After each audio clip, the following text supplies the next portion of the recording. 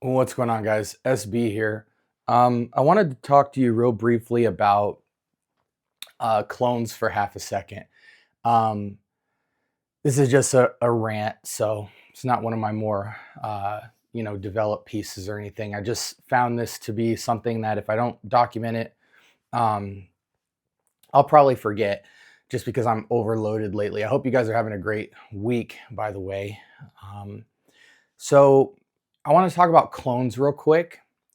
And one thing that I don't hear many people talk about with clones that gives them incredible value in the marketplace. Um, Before I get into that, I'm kind of in my journey now where I'm more into the vintage and niche and artisanal stuff at the moment, but I still am very much tapped into the clone community and people who are prioritizing clones and things like that. And as you guys know, with the history of my channel and things like that, I'm definitely not against clones. I just think there's very particular cases, and the key is being thoughtful about where you are in your journey, but also not limiting yourself to the access and exposure to everything in the world of perfumery so that you can make the best decisions possible as to whether or not being in the clone market for particular fragrances is something for you.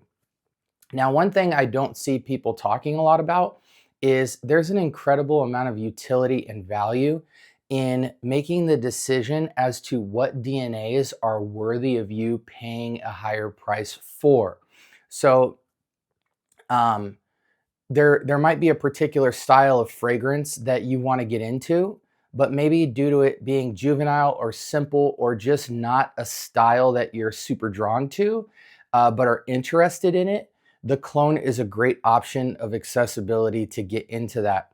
And so I think for everybody, it will be a little bit different, but I'll give you some brief examples in my collection, for instance, where clones would be more appropriate than others due to a DNA. I don't think paying the bigger dollar would be, um, you don't have to do it. So one of them being Blue Talisman. And yes, I did show you an OG and not a clone because where I was in my journey, I acquired the OG before I really dabbled with the clones in this DNA. But though I think this DNA is fantastic, I've almost run through a quarter of a bottle of it, and I'm a big fan of this house. I can see why there would be valid reasons why maybe you would smell this DNA, which is a very kind of teeny bop pearish blue exotic style blue fragrance to me. I call it a blue fragrance, but maybe, I mean, it's called Blue Talisman, right? Um, I could see how this DNA would be something that somebody would say, oh, I don't really want to pay a niche ticket price. So maybe you might go with the Taj 2 or the Art of the Universe or the Off Non or even the recent Game of Spades Black Sapphire, if I'm not mistaken. I could see why you like the DNA, but you don't, the nuances of the OG that make it a higher quality for you are not deal breakers because you're not super tied to this DNA. You just, if you can get pretty close to it, it makes all the sense in the world for you to just pay south of 50 bucks. And you guys know my rant on Game of Spades. You know, you can get those fragrances for around the $40, $50 price point if you look. I would never pay 100 bucks for the clone, but that's just me. But I have the OG, but I can see why going down would make all the sense in the world because it's not that complex of a DNA. It's kind of simple. And I don't, I've smelled all of the Blue Talisman clones. And to me, they all get within bare minimum 85% close, and many of them 90 to 95% close. Um, Whereas there might be a DNA like Aqua Allegoria from Guerlain, Neroli, and Vetiver and Fig, where I feel like with this style DNA, paying the extra dollar, um, I love this DNA. So I want the OG, no question. And thankfully for this, you can get this for like 60 bucks, but even if it was a niche fragrance, I would pay up. Um, Even something like Aqua Media Cologne Forte from MFK. This is a fennel vegetal style sweet spa shampoo-ish kind of scent. And this imitates a lot of familiarity that you guys would have to certain body washes, soaps. You know, you guys hear me say the Lush reference a lot of times. Going to your Lush beauty supply store, you'll find a lot of stuff that can get you in the realm of this. And so, yes, did I get the OG? Absolutely. But I can see how folks could find a case to pay down because the DNA, the nuances of the OG don't really justify the price for me. But I got this well before I found incredible clones of this, because this isn't cloned very much in the marketplace. But shout outs to a couple of my buddies. I've met perfumers that have done a 90+ percentile job of cloning this DNA, where I was totally fine wearing that DNA. Another classic one that you guys know I'm a big fan of, Baranda from Nasomato. This I have to have the OG of, but about a year into owning this fragrance, I found a perfumer that made an incredible, to me, like 95% close version. Shout outs to Amore Perfumes, made a version of Baranda. Now see, Baranda for me, which is a whiskey rose, is I appreciate the nuance and craftsmanship of the house that made that juice. However, if you were wearing this, I wouldn't be able to tell the difference for me. And to somebody else, Baranda might not be a DNA that's captivating enough to want to pay that ticket price. So again, the validity I'm speaking to here with clones is that there might be certain DNAs that you say, hey, I like the DNA, but I'm not madly in love with it, therefore needing to justify the OG pickup. And just getting close to it is plenty good for my enjoyment. Another fragrance I think probably won't be cloned anytime soon is Gentile Uomo by Zaharoff Seamless Soul.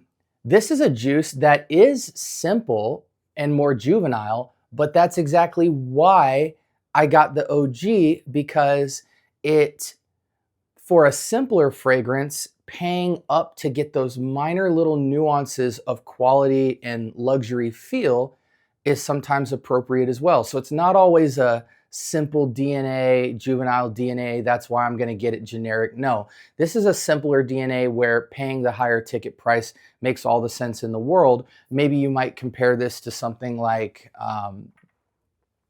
off and on, you know, I always call this the real Silver Mountain Water from Creed, but getting something like this, you know, maybe this will give you a good time because it's got incredible longevity and it is a great version of Silver Mountain Water. But in this case, I would pay up to get this because I love this DNA so much. I want the best representation of it.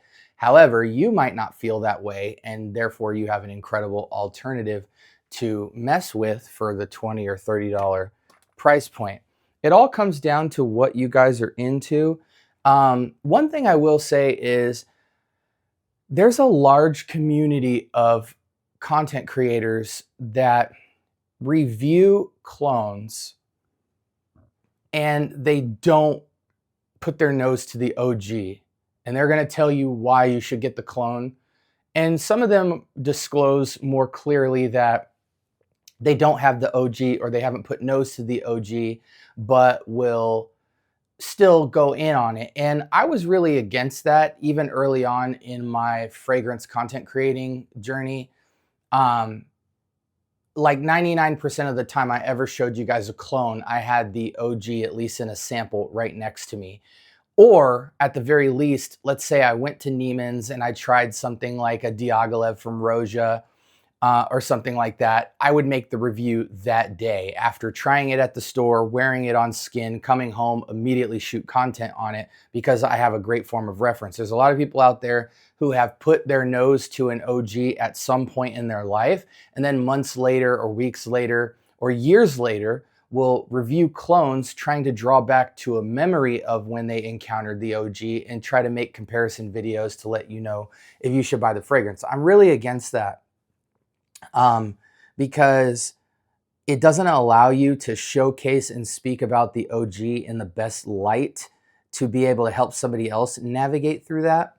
And these days with OGs, discounters and different reputable stuff that's in my Discord server that a lot of you guys don't know about because you're not in there, is that a lot of these things are super accessible. You know, Baranda, for instance, you can get for like $100, sometimes less. Cologne Media you can get for under 150. Blue Talisman, you're gonna probably pay upwards of $200 for that fragrance. But there's just a lot of things that aren't as expensive as people are saying, and our most niche fragrances you'll find discounter wise, you can get them at designer level prices and even clone prices, especially since clones now are hiking up to about the $100 price point.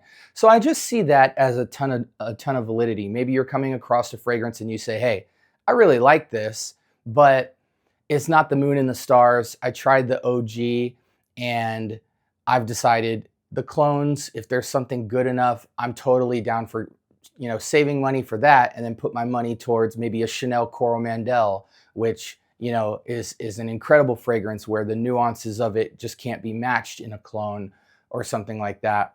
Definitely be on an intentional journey with this, but I think that's something that people haven't talked a lot about, and we'll dive into that at a later date. I'm going to show you a ton of fragrances that I would prefer saving the coin to get the clones that meet the fragrance at least 90+%. I'll go through those in my collection, and then I'll show you certain fragrances in my collection where I feel the OG is not only unmatched, but it's a DNA that I love so much. I really think you know, justifying the bottle purchase was the best decision for me. It's all about having the right information and making the best decision. But I will say this, you guys should definitely be in the habit of not only decanting OGs, but also decanting your clones. I see a lot of people and reviewers just outright buying tons of the clones before even trying them. And a couple years ago, it used to be harder to decant new release clones and stuff like that. But these days, you can decant pretty much every clone under the sun, especially if you have a friend group. You guys are all buying fragrances. You can trade them and decant for one another, and that would just be super helpful for your journey. Anyways, let me know your guys' thoughts below. Again, new content related to this topic will be dropped in the future in a more official video, but maybe in the comment section below, put the DNAs that you've wanted to get the OG niche or designer purchase for, and then what fragrance DNAs that you might not have been super blown away by, but you still wanted to be able to wear it so that it justified the clone. I'm sure you guys all have 100 answers for the clone situation, but what was the OG DNAs that you just had to have? I'm really interested about that, and I hope you guys have a blessed rest of your week. Like, comment, subscribe, turn on that notification bell. Check my playlist section where I've organized the channel really neat for you guys to be able to binge watch content that's relevant for you. And until next time, I hope you guys have a blessed week. Peace.